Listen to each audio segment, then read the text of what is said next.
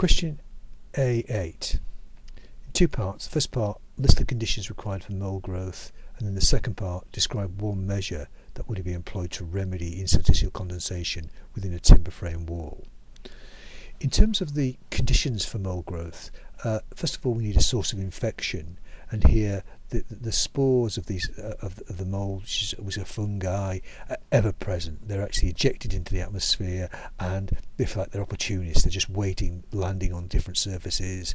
Sometimes the surfaces don't actually sort of provide any sort of any life for them, but eventually they'll find somewhere to stick to. They need a source of food, and most building materials have enough minerals within them to actually sustain life of these materials.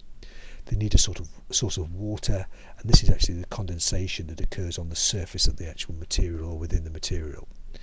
Oxygen, and again oxygen comes from the atmosphere, it's ever present, and they need suitable temperatures. If it gets too hot, above say 40 degrees centigrade, then it restricts the growth of moulds, and if it gets down to sort of 5 degrees centigrade, they grow so slowly that it's actually negligible.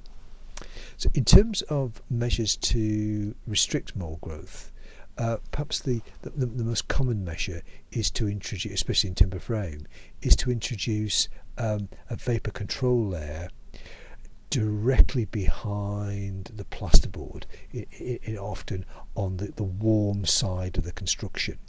And what that does is it prevents any vapour from actually getting into the insulation, because most building materials, most insulations are vapor porous, and it stops that vapor actually tracking away through and finding a cold part of the construction.